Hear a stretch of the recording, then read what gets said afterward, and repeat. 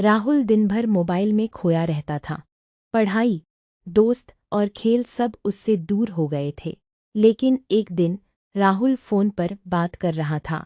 तभी उसके पिता कमरे में आए और देखा कि राहुल फ़ोन पर बात कर रहा है। उन्होंने राहुल के हाथ से फ़ोन छीन लिया और गुस्से में उसे डांटते हुए कहा, तुम हमेशा फ़ोन में लगे रहते हो, पढ़ाई पर ध्यान दो। राहुल अपने पिता पर बहुत गुस्सा हो गया। उसे लगा कि पिता उसे नहीं समझते। नाराज़ होकर वह घर से बाहर चला गया। दरवाज़ा खोलकर घर से बाहर निकलते ही राहुल गुस्से और उदासी से भरा हुआ अकेले सड़क पर चलने लगा। राहुल सड़क पर चलते चलते जा रहा था। तभी उसके दोस्त राकेश ने उसे देख लिया और उसके पास आ गया। फिर दोनों वहीं रुक गए और बातें करने लगे। राहुल ने राकेश को बताया कि उसके पिता ने उसे फ़ोन देखने के लिए डांटा था। फिर दोनों ने घूमने का फैसला किया। राकेश ने राहुल से कहा, मैं एक जगह जानता हूँ, वहाँ जाकर अच्छा लगेगा। चलते चलते दोनों जंगल के बहुत अंदर पहुँच गए। उन्हें पता भी नहीं चला कि उनके सामने एक शेर बैठा हुआ है।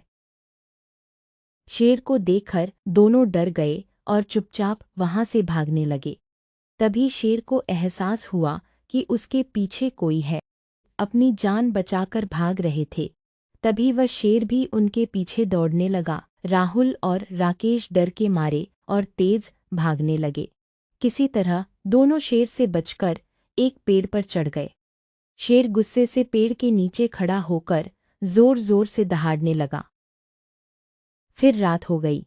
काफी देर तक इंतजार करने के बाद शेर परेशान होकर वहां से चला गया। तब दोनों ने राहत की सांस ली।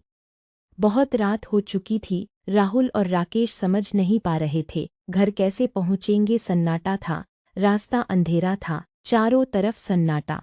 चलते चलते उन्हें रास्ते के किनारे एक पुराना घर दिखाई दिया और वे डरते डरते धीरे धीरे उस घर की ओर आगे बढ़ने लगे। दोनों घर के अंदर गए जहां एक बूढ़ी महिला खांस रही थी। वह ध्यान से उनकी बात सुन रही थी और तुरंत मदद करने का वादा किया। फिर बूढ़ी महिला ने दोनों को बैठने के लिए कहा और खाना दिया। स्वादिष्ट भोजन पाकर वे दोनों बहुत खुश और संतुष्ट हो गए। फिर भोजन समाप्त होने के बाद दोनों बहुत थक चुके थे। वे बूढ़ी महिला का धन्यवाद कर वहीं एक कमरे में आराम से सो गए। फिर रात बीत गई और सुबह हो गई। दोनों नींद से जागे। बूढ़ी महिला को धन्यवाद दिया और अपने घर की ओर रवाना हो गए।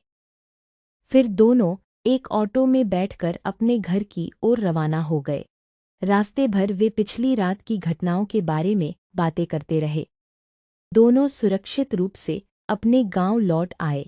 लंबी यात्रा के बाद गांव पहुंचकर उन्हें राहत मिली और खुशी से उनके चेहरे खिल उठे।